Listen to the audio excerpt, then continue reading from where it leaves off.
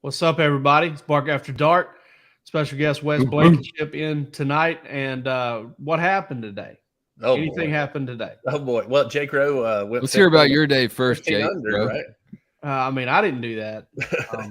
I think I had a couple of like approach shots early on that we tapped in for birdie, but my team shot I think 15 under or 14 under, 15 under, and we did not place. No, wow. Yeah. Do you have any eagles? No eagles. Yeah. We had a couple of eagle opportunities, but we did not connect on eagles. We Wes lives out at Georgia Club, so he understands this. He and try to go out there and find Wes's house, please. Yeah, go over there and knock on doors. You will die before you get to Wes's house. You can. All are welcome as long as you're a DawgsHQ subscriber. You get special access to Wes's house if you're a DawgsHQ subscriber. I did not hit the ball into anybody's house today, so that was good. But no, I mean it. How did that feel, man? I mean, look, it's never. I feel like you were having fun, I'm sure, but like when you find out that happens and you're out of pocket, it never feels good. No, it doesn't. It doesn't. There's, and I don't know what it is. I don't know if it's like this. Hey, people are laughing at me because I'm not doing my job, or if it's FOMO. I think it's FOMO. Yeah, I mean, anything could happen at any moment when you're out on that cart. Yep, no doubt. No, listen. I mean, yeah. Before we get into everything, obviously the Raiola stuff is huge. I mean, there's no underrating it. I mean, to me, I thought of it like it was like Kirby's white whale. Like he had like accomplished everything to this point that you needed to do, but he had just never gotten that guy, you know? And I mean, where does Justin Fields? Yeah, Fields. That's what. Yeah, I mean, somebody said on the board what was the closest thing, and I said, well, it's got to be Fields. Yeah. Easton was huge too. There's no doubt about that as well. But I mean, Raiola is, it's huge, man. Number one. I don't want to put words in your mouth, Roos, Mountain Jake, but it sounds like you're saying you think Raiola's better than Fields and Eason. No, I'm not saying that at all. Just trying to give the listeners. But he's he's a comparable talent. There's no question about that. I think that you'd have to agree with that. I think really the thing that separates him from those two guys is that he's got the NFL pedigree. He's got the dad who played in the league forever, so he just knows what it takes, man. I mean, he gets the grind in a different way. And I think that's what it's – I think to me that's the big differentiator between him and those guys. He's got all the tools and he can do all the things. But, Dan Orlovsky in that piece that Chad had, we retweeted it, was from last year it was from when he committed to Ohio State. So Chad said just sub in the word Georgia when you see Ohio State. But Dan Orlovsky compared him to Patrick Mahomes. And boy, howdy.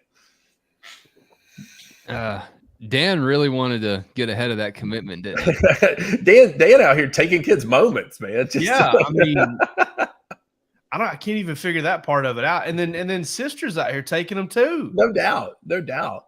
I mean, I don't know. It seems to indicate to me that maybe they're just not quite, full of themselves and worried about the moment and all that stuff. I mean, maybe, the kid had a moment at one point and now he's getting to do it again. I don't know, man. It's recruiting. It's not life or death. And hopefully, if anybody understands that, they understand that. But I mean, it's kind of cool. And I'm sure somebody like Seth Emerson or somebody that really dives into these long form things, will do it. But how a bond formed with the Detroit Lions is going to pay off for Georgia football. It's pretty crazy. Imagine if somebody had told you at that time that they landed Matthew Stafford, that Mike Bobo would also be 15. What are we like? Yeah, we're like 15 years on almost. would go out and land the next guy like this. I mean, you could do a real butterfly effect thing, like just go back through Stafford's career, look at what he could have done or didn't do along the way that led to him getting picked by the Lions. I mean, his last year there probably left a lot to be desired for a lot of Georgia fans, but he still got picked pretty high. But I mean, the fact, and you look at the Lions too, everything that franchise hasn't been benefits Georgia. Yeah. Oh, there's no doubt about it, man. That's like you said, it's butterfly effect. It's weird, somehow poetic almost. I think it's kind of beautiful that it's Mike. Bobo. It brings a tear to my eye. And Jake, I think you wrote that, like, you know, Bobo probably in this scenario. I mean, I don't even know that probably, but almost certainly was a better guy to have recruiting Raiola than Todd Monken was. Yeah, I mean, the recruitment did kind of take off there. With Bobo, it's supposed to break away from him, you know, like, I mean, if you listen, I was on the golf course today, you know, the putt's not supposed to break that way. It's supposed to break left, not right. And, you know, when they lose, I mean, nobody would have batted an eye if Dylan Raiola would have said, listen, I love Todd Monken and I'm out, you know, like, Shark Tank style, you know, like, I mean, like Mr. Wonderful, I'm out. And for that reason, I'm out. But no, he didn't. You know, he hung in there and gave Mike Bobo a chance. And then, you know, that, you know, right there being face to face with him, there it went, you know, and that's when the recruitment kind of took off there. And, you know, like I put in that story, man, Mike Bobo and another damn fullback, you know, him and Sean Chappis getting this thing done. Leave Mike Bobo and his fullbacks alone. Okay. Get to the Chappis. Me and my roommate used to say that all the time when Sean Chappis was playing. Oh, well, first off, I guess we should start off like we do most every show. What are you drinking tonight, boys? Michelob Ultra Gold, baby. Not even trying to go hard. Wes is classing the joint up, man. He had a shaker. Got a little rocks glass even. Brown water tonight. Figure I'd come prepared for you guys. So there you go. What's the poison though, man? What'd you make up? A little old fashioned there? I have a bourbon and espresso tonight. Okay. Because I got a 7-week-old and trying to chill with y'all, but you never know when duty may call in a couple hours here. So I'm just trying to stay on an even keel. What's the bourbon? We found 4 Roses on sale. So not the small batch, just the good old 4 Roses. Got about 1.75 liters of it. Not the best stuff. So sorry, they're never going to sponsor this show now, but it gets the job done. So can't pass a good deal. I got a ball mason jar full of Vieux Pape. I found it in my bar cart. I was like, yeah, I'd like a glass of red wine tonight, and did a little research on it. I can tell you that it is an appropriately priced $6. It is not really good at all. It's funny that you hold up the mason jar there. I was thinking about how much just in this region specifically it would throw people off if you just started drinking water out of a mason jar and you pull up next to somebody and see them drinking water out of the ball jar, and immediately your mind is going to assume it's moonshine. So that could be a nice social experiment to try out if you're willing. I just need to give everybody a heads up real quick. My man Rusty Mansell just hit me up with a "Here we go" in 5. So just so you know, just to build a little drama here on Bark After Dark. Is he coming on the show? No, he's not. I don't believe. You know, Rusty might be having a cold one in and of himself. So between Rusty Mansell saying that and Matt Olson just doubling in a run, you know, we're doing good over here. This wine's sending chills down my spine. It's terrible. This what is? This wine I'm drinking. It's awful. Dude, hey, listen. One of the finest glasses of wine I've ever had was when me and you and our friend Jason Bogus had that 3-man dinner at Oak Steakhouse in Nashville, Tennessee. And we did that right, man. I think about that often. Yeah, that was a great meal. Started with a couple bourbons neat. You know, the salads came. You know, drink a little water with the salad, kind of get hydrated, and then the steaks came, and there come the red wine, and it was a good night. I need your restaurant recommendation too for St. Louis, Jake. I'm going in November. I found Shaved Duck, man. That's what it was. Shaved Duck is really, really good. I took BA and Connor there, and May have overdid it a little bit. I kept ordering the tequila soda and limes, and BA was like, "Are you gonna stop?" And I was like, "I don't know, man. These things are going down easy." I've heard that BA could throw down back in his heyday. No, BA can throw down. Let's don't shortchange that man. That's a real man there. We scored Metallica tickets for St. Louis, so pretty excited about Metallica. That. Yeah. We got a box, I think. Yeah, we've got breaking news over at DawgsHQ coming down the pipe right now. All right, so what do we do?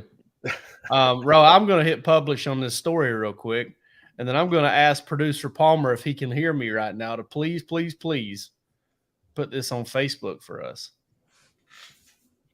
He was over there eating some overnight oats, it looked like, or something. I don't know what it is about that name, but it is comedy gold for me when people are like, "Oh, I love my overnight oats." There's nothing that sounds more disgusting to me than overnight oats. Yeah, you got a real kick out of the fact that I went to the city council meeting tonight. Oh yeah, that was actually gonna be my question for you after. Is why do you do that? No, we'll talk about that. That'll be our after question. It's the Copper Hill City government is so fun. For those of you watching, no, it is not Jalen Riddell. It's a transfer. It is a transfer as a walk-on. Tennessee running back Laneith Whitehead from Athens Academy has chosen to extend his college football career at the University of Georgia. Now, listen, before you get all like, ugh, or anything of that nature, keep this in mind. This guy has spent 2 of the last 3 years on the shelf due to injury. And the 1 year that he did kind of have fairly healthy, he averaged 6.5 a carry with most of his action coming against SEC teams. This is not a bad guy to have as a walk-on and to kind of get in your running back room. I think it's a pretty solid pickup for Georgia. I remember covering him a little bit or following him a little bit as a recruit. And that's a very nice piece to have, I feel like, to your running back room. Yeah, and I mean, he turned down scholarship offers to come play. I mean, he could have gone to Boston College. There were a couple of other places that were interested in him. And then you're losing Savon Clark out of that running back room as well, who was a usable piece there. So I like Whitehead, man. I thought he was a hell of a linebacker, to be honest with you, back in high That's school. where he started his career. Mm-hmm. He started his career at linebacker at Tennessee. They moved him to running back. He was injured his first year in 2020. 2021, he comes in. I believe he carries the ball. I know he played about 65, 70 snaps for Tennessee that year. And I think he carried it somewhere in the neighborhood of like 30-something, 39 times, 35 times, over 200 yards, and had co-SEC Freshman of the Week for a performance against Missouri. A couple touchdowns. Again, do I expect him to be the starter? No. But I think if you're looking at, an SEC game in crunch time and Branson Robinson's cramping and 2 other guys that are on the shelf, I think you feel good about him taking care of the football and being kind of in the mix there for that running back position. 6'2", 220. Big boy guy. there. Big guy. That photo from the infamous golf ball and mustard game, Tennessee fans are going to say that they didn't want him. that delivery on the Tennessee fans are going to say. Hey, here's the thing, too. They'll say that after going into the 2022 season or going into the 2022 offseason, being like, man, we got this guy and we got that guy. Whitehead's back there. We believe in him, too. Yep. No doubt. There was one Tennessee fan or multiple trying to get after me today on Twitter, and they were talking about how a post that I had made about I had apparently made a post about on our board about Josh Heupel, and I said, hey, listen, there are people down at UCF. I said I was really impressed with what he had done in year 1. But there are people down at UCF who will tell you that he had that thing going in the wrong direction. Man, Tennessee fans were all over me about that, saying, man, Georgia just can't stand for anybody else to get attention. I'm like, first of all, who the hell is looking for attention whenever you're the one perusing an opposing fan's message board looking for something? Okay, so that's 1. 2, let's go back to what you all were saying about Josh Heupel when you hired him. Okay, you want to go find some receipts? We'll pull up some receipts. 3, let's talk about Joe Milton for a second. They were trying to cram Joe Milton down my throat. You want to look for receipts on that one? Because those are filthy. Like those are, those you stomped in the floor with dog feces on your feet. That that was pretty bad. So don't come at me with that. I got weapons. All right. So now that we've covered, I think, all of the news of the day, let's dive in here with our guest, Wes. Certainly no stranger to this podcast or to this YouTube channel. Not Wes a stranger is to the YouTube podcast. I mean, you're the captain. I don't know if you guys ever watched. Entourage, but you know that movie that got Vinny Chase all popular, and that thing was Queens Boulevard, and he's like, "I am Queens Boulevard," and that's Wes is DawgsHQ YouTube. Yeah, I had to learn a lot over the past year, that's for sure. So Wes, we kind of start this off every time. I know you've seen the show before, but we'll get to the regular stuff with you. You know, take us a little bit back through your journey, man. I know it starts in well, it doesn't start, but I know that the Collins Hill Eagles are a big part of this whole thing. And, you know, so we know that you got that Lawrenceville money behind you. The Lawrenceville money. I'm looking for, I had an old picture. I guess, I don't know, I misplaced it. Yeah, I started my sports career, you know, keeping up with Georgia in Lawrenceville, Georgia. And, you know, my days on college football Saturdays started off, you know, listening to Larry Munson on my like portable Walkman AM FM radio while I was either doing chores or getting ready to score one basket in a rec league basketball game. And that was just how I did Saturdays in the fall. And Sunday morning, I'd be reading the Gwinnett Daily Post about, you know, how many yards David Green had thrown for against Vandy or Tennessee or anybody. And it started really with that 2001 season. There's some really good, I guess, symmetry, overlap, whatever you want to call it. Just the natural time in my life when I really started keeping up with Georgia was Mark Richt's first year. You know, I'd watched games before that, but my parents didn't go to Georgia. They're big Dog fans, but they didn't get their degrees there or anything like that. So it all just came to a head for me as a formative football fan when David Green threw that touchdown to Ron Haynes at Tennessee. We were out doing some fall festival activities with my parents, but I'll never forget we had Munson on the radio. And I think, you know, people hear Munson's calls, but I don't know how many of them needed him to deliver the call in his later years, if that makes sense. I mean, every game was on TV. Most of Georgia's big games, even in those 8-4 years, you know, you had a big game on CBS. You know, you weren't like scrambling to try and find the coverage of it. So that was a very pivotal moment in my history of loving Georgia, was that Larry Munson call. We were up in North Georgia getting some pumpkins or something. I don't even remember what it was. It wasn't my choice, obviously. I couldn't drive at 11 years old. But we were out doing the fall festival stuff with the fam and heard Larry Munson just call a hobnail boot, man. And stuff like that sticks with you. It was just like a beautiful day in North Georgia. The leaves were changing colors. I mean, it was an iconic moment with my family. And I was grumbling the whole day, like, why can't we watch this game on TV? But now I'm so glad we didn't, because it was a great family memory, a great Georgia football memory, and one of Larry's greatest calls all those years later when, you know, who could have guessed that late in his career he'd still be delivering haymakers like that. So that's where my identity of keeping up with Georgia and really being in love with the team and the culture of everything that being a Dog meant started with those Green and Pollock years, and they're still pretty special, even though they came up short of winning a national championship. Those are some really good teams. I'll tell you, Wes, you talk about how late he was doing that, and I don't know if you remember this call. I guess he would have been 16 or 17 when this happened. 2006 Georgia Tech. I mean, just an ugly game. You know, I think Tony Taylor had Georgia's only offensive touchdown for most of that game. He'd picked it up in a pile of Georgia Tech guys and picked up a fumble and ran it back for a touchdown. And Stafford brings him down the field, a little pump fake, and hits Massaquoi in the back of the end zone. Massaquoi. Yeah, and the way he said Massaquoi, it was almost like it was almost like he had gone then. Like it was almost Yeah, like he was ready to go. he had a heart attack or something in the middle of him. Yeah. Touchdown, Massaquoi! Yeah. It was just like, I mean, it was almost like he just kind of ground his gears right there all at one time. That's one I'll never forget. And I mean, huge moment for Stafford too, man. Yeah, I mean, I wrote a column. It's so funny, you know, and it's so cool that you identify with it later than I did. Because I mean, I'm 39. I'm guessing you are what? 30? I'm 32.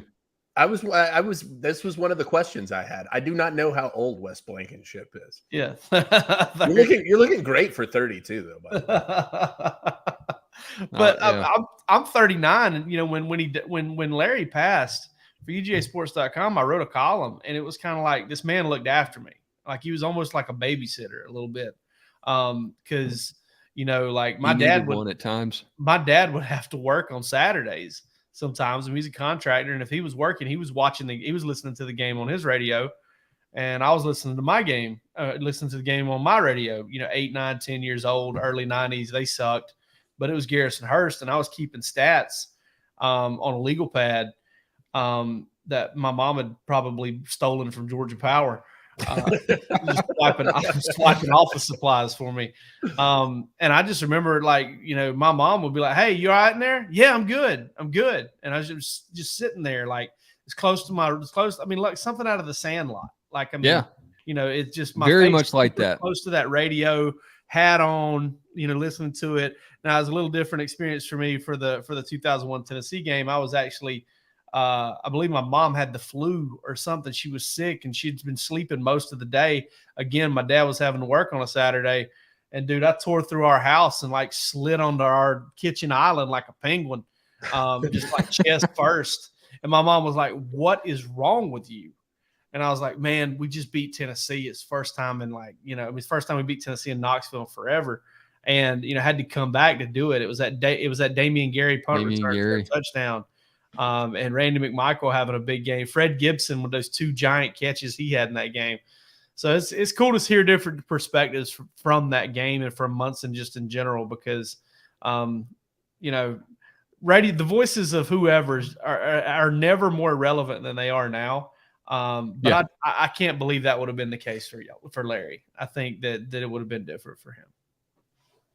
No, it was wild, man. And that's it's kind of something I've been thinking about a little bit, you know, this off season is like Georgia fans have every reason to be grateful for where they are right now, but I don't know. I don't know if this is going to be like a video thing I write or some sort of essay or what, but like the value of those years that started with Green. I mean, yeah, Rick had some rocky times at the end of his career. But look, there's a young Kirby Smart on that 2005 staff too, coaching the running backs, and with DJ Shockley sticking around, and, you know, those teams were good. And I really do think that even in those years, even though there was kind of a canyon in between them and Kirby Smart getting you to the promised land, like something about those years were very important for Georgia, I think. And I don't know what they were. I'm going to need to talk to some people to figure out what it was. But I think Georgia kind of learned how to get back to being that dog again. And they were hungry and they were mean. And obviously that's the expectation now. But like when Georgia was great back then and they were coming on in the 2002 season and they were getting challenged, you know, by Pat Dye not being man enough. And there were some big moments there where I think Georgia had to figure some things out, and you're still reaping the benefits of it 20 years later. And Matthew C. brings up maybe one of the most undervalued but iconic aspects of Larry Munson, and those were his 960 The Ref movie reviews. And if I was late for class and it was time for Larry Munson Inside on Sports, which was always a movie review, okay, it was always him rattling off a bunch of names.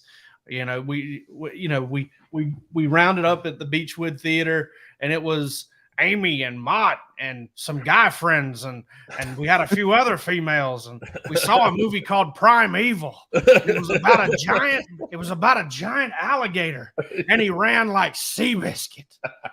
And it was, I mean, he's not wrong. I saw the movie. And he's right. That was the fastest giant alligator I've ever seen. I was just really puzzled as to why Larry Munson was spending his Sunday afternoon watching such a terrible movie. But I'll never forget his movie review of Reign Over Me with Adam Sandler and Don Cheadle. Super sad, movie with a ton of heart. He said it was one of the best movies he'd ever seen in his entire life, and I agree with him. It influenced me. I think it makes me like the movie more too. I just want to like what Larry likes. I wish there was like an archive, or I wish 960 would. I'm not their program director or anything, but it would crush if they found a way to put that stuff back on the air. Oh, on the there's internet. no question. Like, I might see if we can just buy it. Buy the masters. We'd kill them. Yeah, no doubt. We'd kill the views. I mean, that would be incredible. That would, yeah. that would be absolutely amazing if we could buy those from 960. There may be something because he's reviewing some really good movies, I'm sure. Yeah, and he's probably reviewing some terrible ones also. Yeah, that's true. Dude, I'm telling you, I would pay $100 right now just to hear that Primeval review again. Like, I just remember I was sitting there in class. I mean, I was late for class. I know I was at least once or twice. I'm trying to envision. Wes, you're dark right now. It's going 0 dark 30 over at Wes's house. He's about to get popped. I'm trying to envision him like, and here's a Jason Statham picture. Crank. That Amy Smart, she's something else. Last saw her in Road Trip. God almighty. Dom Toretto, back with the fam. Apocalypto, Mel Gibson. Why is no one talking?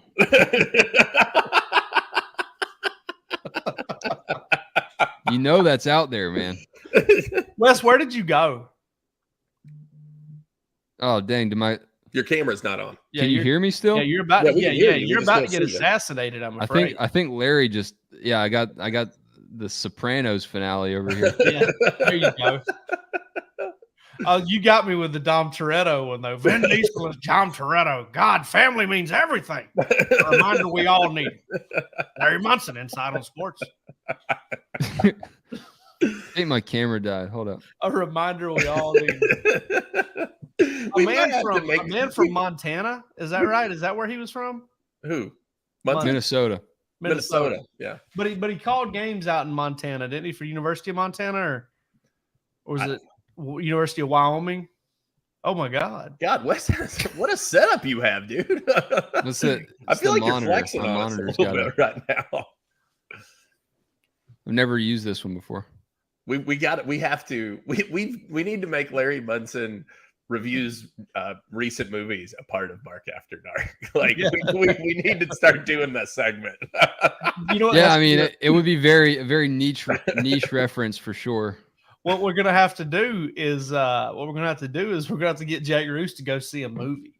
And, yeah, that's fair. You write him up. You write up the review, and I'll do the voice. Yeah, I have not been to a movie in a while. Well, during the football season, I had a Friday column that was like, yeah, I love Munson's, I did Munson's thoughts on the game. I can't remember what I called it, but it was like all the pessimistic things that he would say. So now that I'm like mostly focusing on this, I'll probably just turn that into a little sketch this fall. What Munson would have worried about. Yeah, what Munson would have worried about. Well, the funny thing, we can tie this into something that happened recently, Wes. I mean, you were out there. You interviewed Kirby at the David Pollock Family Foundation golf tournament, and Kirby was really heavy on the praise for Lauren Smith, who is 85 years old, by the way. And Lauren traveled with him. Listen, man, Lauren has gotten wiped out at practice. Just got smashed and broke whatever. He's up and at him, still getting his jeans ironed, still getting his creases in his jeans. Okay. And now he's traveling around with Kirby writing this book. And the only thing I can really ever think about with Lauren is, fourth quarter, Georgia's trying to hold on to a 6-point lead. They're driving. Lauren, what do you got? Well, we're down here on the sideline. We got Jim Johnson from the 1987 team. He recalls the time he got in against New Mexico State for about 6 plays in the end of the game. Back to you, Larry. Oh, thanks, Lauren. Here we go. It's 3rd and 6. And, Munson really could be kind of dismissive in the moment. I remember Scott Howard, that Auburn call at Auburn 2002, Green to Johnson, and he's like, man, we've had some shots, haven't we? And it's like 4th and whatever from the 19. Yeah. And you hear Howard, and he's like, well, they can pick up a first down without getting a touchdown. And Larry's like, too many yards to go for that. It was 4th and 19 Scott, from the 25. We need a touchdown here. Yeah, it was 4th and 19 from the 25. Yeah, I do remember that call. Yes. But he was never like that with Lauren. Lauren was, he'd pick up whoever he could get on the sideline.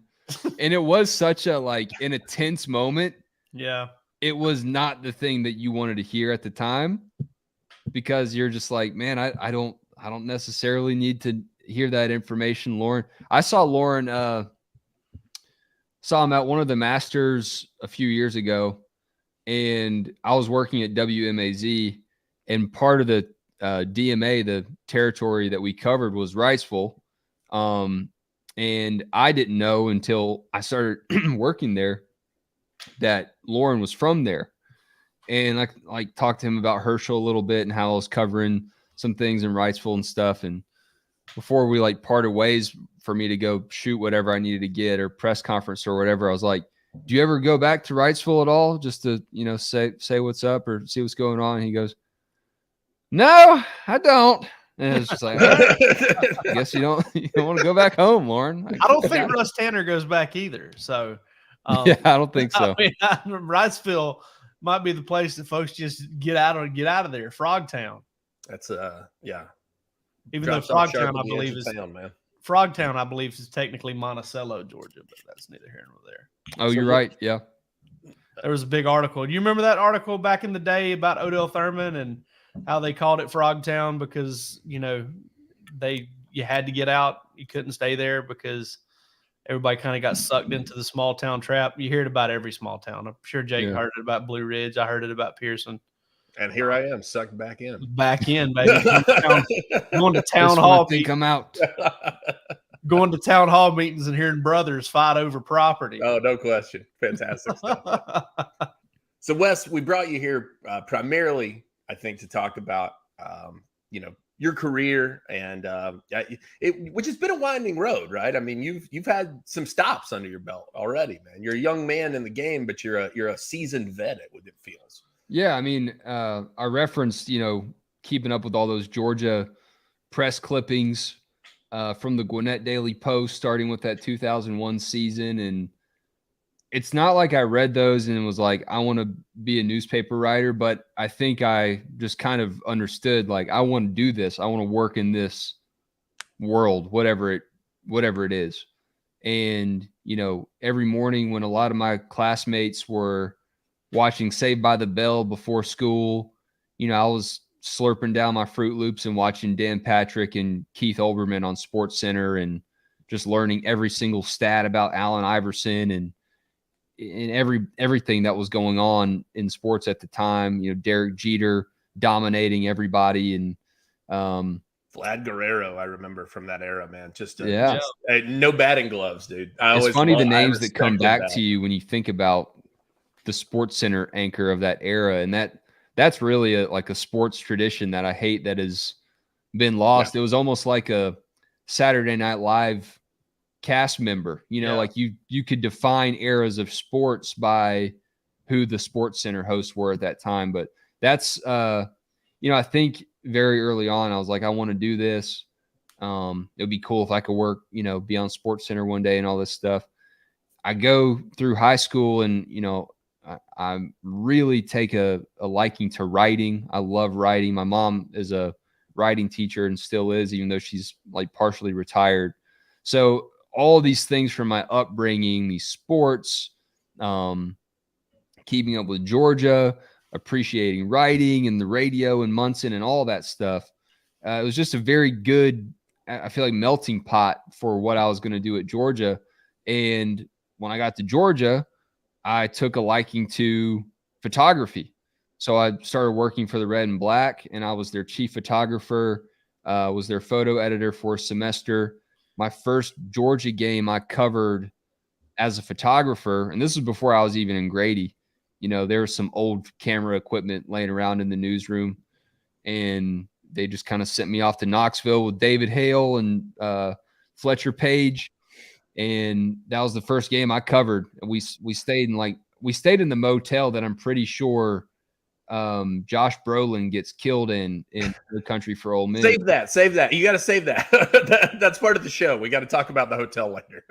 Yeah. I don't remember what it was called, dude, but we were drinking some cheap liquor and put me to sleep. But it was in El Paso, Texas, I believe is where it was at, or something like that. Yeah, we got lost on the way to Knoxville. But that was the Georgia at Tennessee. Lane Kiffin was coaching. Eric Berry was Eric Berry that day. But I got an amazing photo of Eric hugging his mom. And, I kind of learned then too, and I had to, because for a lot of the years I was in school, Georgia didn't give me a lot of photo-worthy moments. Take pictures of the other team, because there can be some good moments in there too. And years later, when Barry had the non-Hodgkin's lymphoma thing, like, my mom and I really bonded over that photo, because it was just kind of an emotional thing. Like, man, this is crazy that this is happening to this guy. And luckily he's, on the road to recovery. But what really brought it all home, when I first got to Atlanta and started working for 11 Alive, the first Falcons game I covered was a Chiefs game against the Falcons. And once again, that Eric Berry had an amazing game. And I think he returned to the field that week or something. I'll have to go back and look up the specifics, but it was kind of cool that those moments kind of went full circle for me. But let me go back to Georgia. Working for the Red and Black was an amazing experience. Learned a lot about working in a newsroom and just working in general, working with a lot of different departments. And it wasn't Sports Center. It wasn't putting me on the track to be, an on-air person, but I didn't really care. Like, I was just trying to learn this industry in general. And that's me. That was when I was working in Macon at 13 WMAZ. But long story short, I get through Georgia doing photography and some video for the Red and Black. In my final semester there, I was there for 4.5 years. My final semester, after seeing, that terrible Liberty Bowl, traveling to Shreveport for the Independence Bowl, sleeping on a casino bench because we didn't have a hotel room that was ready for us. There were some lean years there where I went on the road with the camera taking photos of Georgia football, and got to see AJ Green play at Auburn, that Aaron Murray game when he got beaten up by Nick Fairley. I mean, a lot of memorable experiences that weren't great for Georgia. 2011, I just enjoyed as a fan, just as an undergrad, took everything off. And I'm really glad I did that, because me and my buddies got to see some good years or some good games that season too, that, like, you lose to Boise State and then lose to LSU, but in between you run the table. If I'm not mistaken, or was South it Carolina? It was. Yeah, they lost. They went 0-2 Mhm. and then lost the last two. But the games in between that were fun as hell. Then 2012, I started working for Georgia for Steve Colquitt as a photographer with them, because one of my buddies was doing that, and we thought it would be fun to just like be knuckleheads and take some good photos. I'd gotten a little bit more serious about trying to actually be good at this. And that was a really special season too, man. Beating Florida was an all-time moment for me still. When I look back on the games I've covered, that 2012 Florida game was incredible, man. Jarvis Jones just won it for him. That Missouri game too, that was a really special road trip. So all through college, I was learning like photography, but I wasn't really thinking like I want to go work for USA Today or I want to go work for the LA Times or anything like that. I was just like, I'll figure it out. And literally that semester, our photography professor, Mark Johnson, we had an assignment where we had to go shadow a photographer for the day. Well, I was looking up photographers around the state and I saw a guy named Grant Blankenship. And I was like, this will be funny if I go work with a guy named Blankenship. So I did, and he worked in Macon. And that actually turned into me getting a job at 13 WMAZ that Palmer has on the screen there because he put in a good word for me at the TV station. And, I had an internship at 11 Alive, which I ended up working at too that summer before that. But yeah, I had no plans, I was not in Grady News Source, wasn't trying to do any of the TV route, and still ended up doing it anyway. So so what was your degree? Newspapers. I think I was one of the last people to actually get a sheepskin that has newspapers on it from Grady. Because after that, they just turned it into journalism. Timely recipient of that degree. Yeah. I'm curious because I've always wondered this. I feel like working at a Macon TV station. You've worked in Atlanta and you've worked in Macon. Like, I feel like Macon had to be a lot more fun, personally. No doubt about it, man. Yeah. Macon, for our people that listen and watch that are from Macon, y'all know that 13 WMAZ is like the WSB TV of that area. Like, everyone knows about 13, straight from the heart, all the stuff. And I got to learn from Frank Malloy, who's the sports director and the main news anchor down there. And he's a legend, man. And like, everybody knows about Frank Malloy. If I tell him about, if I meet anybody at like a party in like, one of my friends' house parties, like in Buckhead or around here in Watkinsville or anything, and anyone happens to be from Macon, they're like, "Oh, you worked with Frank Malloy and Ben Jones." I'm like, yeah, that it still resonates with people because they're just like the legends of that community. But Frank taught me so much just about being a sports reporter, about being a sports anchor. Got to go to my first few handful of masters there because he, viewed that as a treat. Like, we work hard covering some really good high school football down there. But there's not a lot of glitz and glamour. No offense. I love the Mercer Bears, and I got to go cover them when they upset Duke, but there's not a lot of glitz and glamour to being a sports reporter in Macon as you're kind of earning your stripes. So we got to go to the Masters. So that was incredible. Yeah, it was a lot more fun. You're right.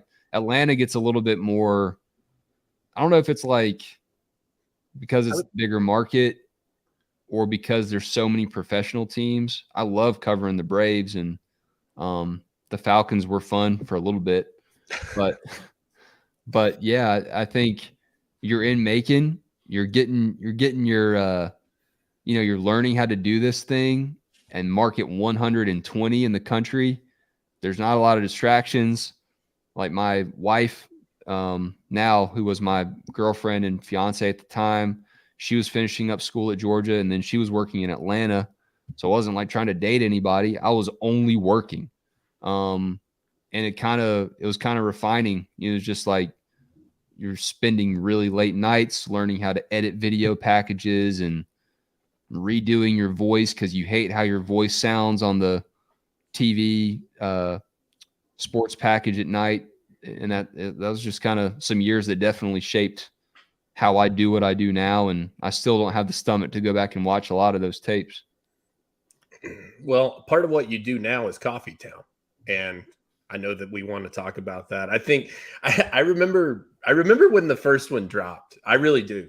Because I think I sent it to Jake. He did. He's like, you got to listen to this. Yeah. And like, I feel like the two of us were like sending it back and forth. And I was like, dude, this guy's nailing it. Like, I mean, I obviously knew who you were. I got it from Jake Roos and Jason Butt, like within like 3 minutes of each other. Like, they sent it to me.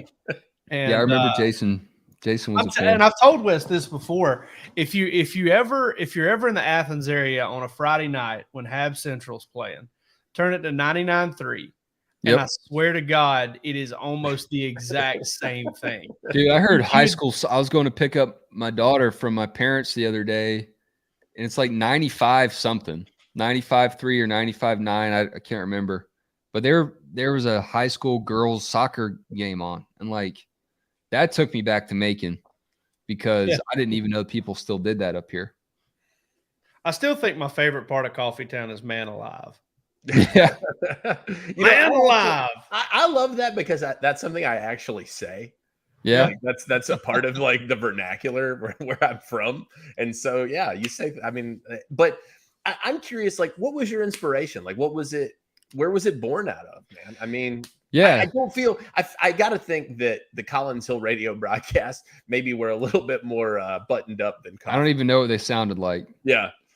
Wes was too busy balling.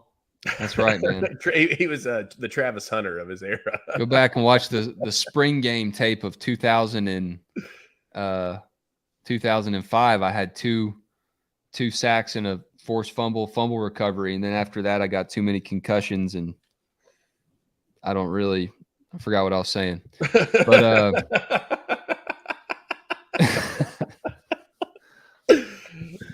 one of these days, that joke's gonna stop being funny. No, it was born out of a couple things. It was born out of like desperation in my career, and I'll get to that in a second. But it was working in Macon and working at 13 WMAZ. If you look at the map of Macon, it is as close to the geographical center of the state as you can get. So we're going to Washington County, going to Sandersville. We're going to Baldwin. We're going to Warner Robins, Kathleen, Georgia, Mary Persons High School. I mean, it's like you do the compass that you see on like you had to do any true crime documentary. Yes. Canvas an area. There was an area that we covered, and any given Friday night, man, I was going to any of those schools I just mentioned. Perry. So when you go and you're shooting highlights for a high school Friday night show, you don't get to stay for the whole thing, especially if you're at Mary Persons. You might go, or if you're in Washington County, you go for the shot of the team running through the banner, and you get those little tombstones that are over by the end zone, and you hope that you have 4 or 5 good plays, because by the time you fire it up and you get a M&M's milkshake from Dairy Lane, you're going to have to go back home or go back to the station. So like when I shoot that and I'm going back to the station for the night to start editing and get those highlights ready to present them on the air, I don't know what's going on in the game. And you can't always count on the people that are supposed to send the scores in, call them in. You can't always count on them to get the score in. So I would listen to the game that I was filming for as long as I could until the signal died, driving back to Macon. So you hear so many different voices, and you pick up so many of the nuances that you kind of piece together what the common threads are. And it's the hometown radio guy is going to be homer as hell the whole time. And that means he's going to get very excited about the 3-yard pickup for the offense. And he is basically going to die on the microphone when the other team scores a touchdown. So there were just like those little things that were kind of floating around. Grew up loving Louis Grizzard and like never understood, still don't understand how he turned a newspaper career into like a stand-up comedy tour. I don't think you can even do that anymore, because he was selling books and CDs and doing all those shows. And I was like, man, this guy kind of works in the same industry I did, but he's funny and he could do like this comedy career. And I was like, if I ever wanted to do anything like what Grizzard did, one of my bits would have to be about the time I spent listening to high school football radio, because it's so funny. Yeah. But it's awesome because so many people love it and they need it and they depend on it. But I'll tell you, the one crew that like really influenced it the most or like pushed it over the edge was the Warner Robins radio crew, because they've got a Warner Robins alum and they've got a Northside alum in the same radio booth. And for 7 regular season games out of the year, they are best friends. But when Warner Robins and Northside play, dude, you can feel the tension in the booth. And I was like, man, what if there was a radio guy that was so much of a homer that like he really hated everybody that wasn't the team? So it was like all these ideas were kind of like they weren't like a solidified thing until my time at 11 Alive came to an end. I was done with local news, and simultaneously they decided not to renew my contract about 6 months before I thought they were going to. So this was the fall of 2019, and I was like, man, this was when y'all saw me too, because I put the first one out before my last day at 11 Alive, and I remember both of you, Jakes, said something to me about it at one of George's press conferences that week. Yeah. And I was like, man, I don't really know what I'm going to do next, but if there's a time for me to kind of tie this funny idea I've had together, now's the time to do it, I guess. And I had been playing around with TikTok at the time, just trying to figure out new forms of media, because I'd been trying to do like a podcast at 11 Alive, and Roos, you were working with Roddy, and Yep. UGA Sports was 11 Alive's like broadcast partner. Yep. And I'd been doing a podcast, somewhat of a podcast with Roddy, but I'd never really like produced my own thing. So I was like trying to figure out all these new things other than just local TV. And TikTok let me edit the videos on the fly. So like I could spit out, like ad lib a one-liner about a high school radio team, Donnie Chugs and Ronnie Chugs and all this stuff. And if I didn't like it, I could delete it and try another one. So it was like all this like media influence, this new technology that I was experimenting with, and this just like opportunity to try something new. And that's where all of those thoughts and all that influence just kind of turned into Coffeetown. I guess I had just been to Athens, and I had a Jittery Joe's cup in my car. And yep, I remember the cup. Like, is Yeah. Coffeetown based on Coffee County, Georgia? And I was like, no, it has nothing to do with Coffee County. I literally looked at that coffee cup and was like, all right, this school's going to be called Coffeetown. And I had my iPhone headphones at the time. Yeah, holding them really close to your face, to your mouth. Yeah, and it made it sound like an old radio mic. The sound really was what got me. Like your verbiage, everything was perfect, but the sound of it was what was also so important. Because yeah, I had no idea it was going to sound like that. On was that AM radio. Just a little bit rough, just a little bit muffled, but also extremely clear. I mean, dude, I'm telling you, man. When I first heard it, I was like, man, this is because I do like sometimes. There are so many times like during early in the football season, I'm like, I'm gonna switch 99.3 and listen to the Braves because that's kind of my FM radio station. Yep. And they'd be on there, and I'd be so pissed, but I'd end up listening to some of the games. Yeah. I remember a couple years ago. I think that's their whole business model. Yeah. A couple years ago, like his first play of the game, first game of the season, dude's like, they're playing, I think they're playing Gainesville or somebody, and he goes, drops back to pass. Oh, God, he's behind us. He's behind us. He's throwing it. Don't catch it. Don't catch it. God, it's the first play of the season. Are you kidding me? I mean, it's just like, it was just that. It's the like talking to the players. Yeah. There's a lot of Munson in that too. Get him. Yeah, get him. Block him. Go. Yeah. Yeah. It's awesome. I mean, we didn't have radio down in Pearson, Georgia, but we did have somebody who liked to call. We did have somebody who called over the PA. Who would, just do it. And his name was Ray Fussell. And Ray Fussell talked like this. And he would. Oh, gosh, I can hear him now. There it goes. They're running off tackle, and he's tackled by a pack of dogs. And we weren't even the dogs. We were the Rebels. So I always thought that was pretty good. Tackled by a pack of dogs. We were actually the Rebels too. Yeah. Tomahawk Dog over here says Roos familiar with those type of town names. Turtletown, Ducktown, Hell's Holler. Those are all within 10-minute drive of me right this second. I could be in any one of those places. Turtletown maybe take me 15. My places were Homerville, Millwood, Willacoochee, Alapahaw, Enigma, Douglas, Broxton. You know, I got Mineral Bluff's a good one. Higdon.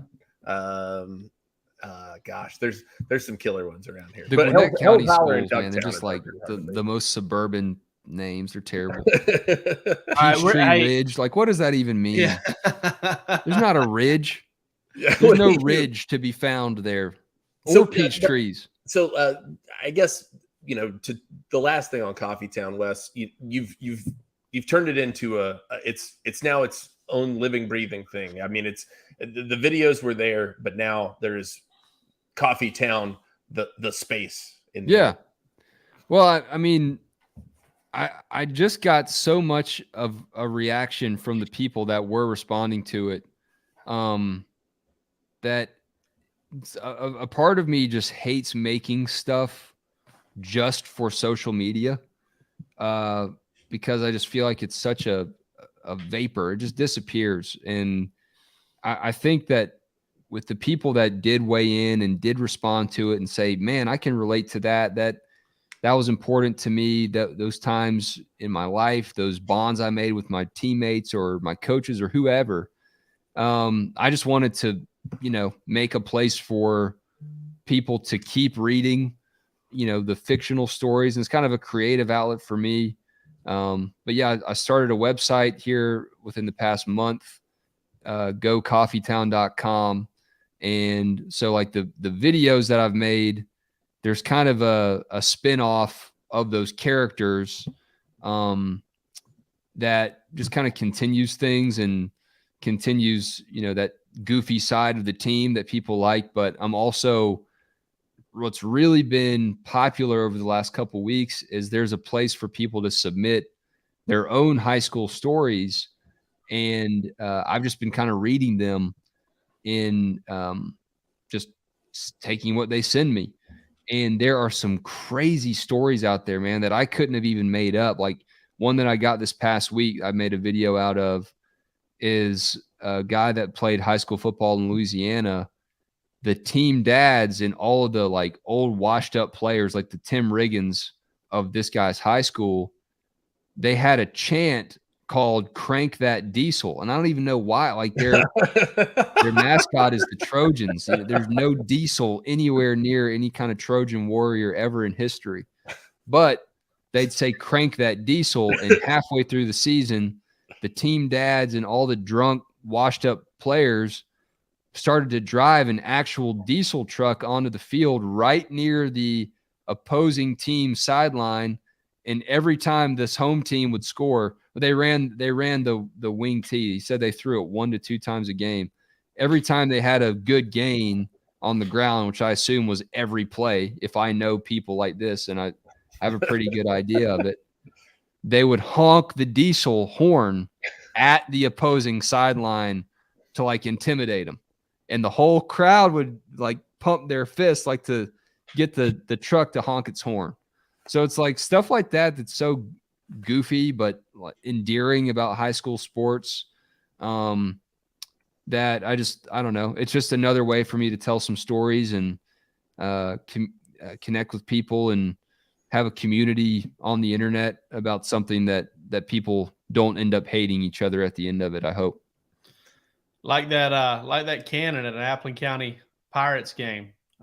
If you've ever been to cover one of those and heard Appling County score about 6 times in a game, you don't ever get used to that cannon going off. No, that was true. That's true of the Fannin County Rebels as well, buddy. Just watch your damn soul leave your body a couple of times. Ooh. I mean, just know you've been hit. Wes, we got a couple questions we always ask everybody. Yeah, let's do it. I wanted to hit you with mine, which is, all right, they found Wes Blankenship face down, dead in a ravine somewhere near the Georgia Club. You're dead, but you're standing above your body. Your soul. Yeah, this is actually a very likely outcome for me. So. that's a it very came up. Jake Roos thing to say. Yeah, it's a very Jake Roos thing to say. As Roos, this is why this happened. A lot of my good one-liners come from things I've heard Roos say over the years that he's forgotten. So you're standing over your body. You get to arrange your own funeral. Who's performing? Who's performing at the funeral? Singing a song. You can have. I think it was what was it? BA did Don Rickles. Yes, Don Rickles like roasting people. Yeah. We didn't really limit it to music. You can get somebody to do a eulogy, whatever you want, man. Yeah, I believe Brooks Austin said Jeff Sentell.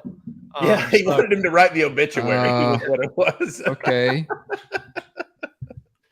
Let's see.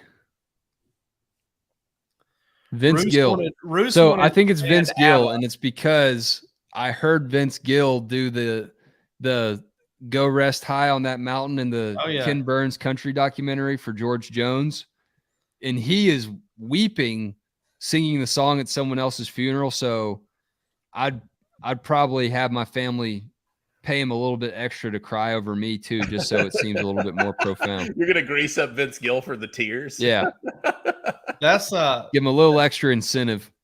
That right there is a disguised Mike Leach. Rest in peace. That's a great pick though, dude. Go Rest High on That Mountain's a classic, and to have Vince Gill perform it live, you couldn't beat that. Yeah, I've been waiting on somebody to come with that one because that's one of a kind for sure. Also over here in the comments, Wes, you're going to need to go back and check that. Slim says, my freshman year. Yeah, I've screenshotted it already, Slim. Yeah, you need to dive further. You need to get in contact with Slim, however you can. Slim, go DM me on Twitter, Slim. Or hey, when I was coaching at Cedar Shoals, we lost 3 of our probably top 6 best players the day before we played our first jamboree game, like preseason game. Because they broke into our kicker's house and stole everything they could get their hands on. Oh, boy. Yeah. Little inter-team theft there, huh? Yeah. They spent the rest of the season in alternative school. One of them was arguably our best player. And sadly, I think he probably could have went on and played some college ball. He had good grades. Was a good baseball player. Never made anything of himself after that. So yeah, hate those stories. I think you might have touched on mine earlier, but mine's always the worst hotel room you've ever stayed in was where? Worst hotel room I ever stayed in. Got to actually be a hotel room. Can't be a casino bench. Yeah, no, that's a pretty bad one. But yeah, a hotel room. There was a year I went to Georgia, Florida, and got put in a what are the hotels that are like apartments? Like a Red Roof Inn, like a microtel. Like a microtel. Oh yeah. And I think they filmed an episode of Unsolved Mysteries there. I'm not sure. But there were some stains on the mattress that I didn't feel comfortable sleeping on. Yeah, it was rough. So I would say Jacksonville, Florida. I don't even remember what the hotel was called. I'm not going to throw them under the bus on here, but use your imagination of a Jacksonville area hotel, and that's it. Oh, I stayed in a Red Roof Inn in Jacksonville over in Atlantic Beach that was easily in the top 5. No question. Very rough. Never had a bad hotel experience in Jacksonville. I think I talked about the suite experience at the W that we had that one time where about 18 of us ended up sleeping in one suite at the W. I had just ripped my quad tendon. So I was like, hey, I need a bed. Sorry. I'm on Percocets. Pulling rank. I'm off on these perks, man. I can't do it. You could have slept anywhere. Painful injury, dude. Painful injury. You could have slept in the stairwell. Those things that are sweet tarts. I was in so much pain. I had to wear a sleeve on my calf so that I didn't get blood clots. They had to put a sleeve on there that like compressed. Oh, you had like the all day. Yeah. Compression. You had like the Michael Jordan compression thing on your calf. Yeah, it was crazy. All right. Wes, this has been a lot of fun, man. Thanks for coming on. Yeah, it's been great. Appreciate y'all asking me to attend and share some dog stories. It's been great. Well, we want to have you on again so we can do some more. We need to just do another show, coming up and do one of those where we just do Munson radio reviews. I'm down, man. And they don't even have to be true. I just want to hear Jake Roos do all of the Fast and Furious movies. My God, they're back at it again. How big is this family? I've never seen a 4-cylinder go so fast. Oh God, handles like a dream. Did y'all see the trailer for the new one? Yes. Outrageous. One of the best threads on Twitter going around right now is when did it jump the shark? Yeah. And the replies to that have been incredible. Tokyo Drift. The best one I saw was when somebody said he caught a car. They were like, he caught a car, and I damn near walked out of the theater. Said, forget about it, cuh. Oh God. Oh man, thanks for coming on, dude. Appreciate it, Wes. You got it.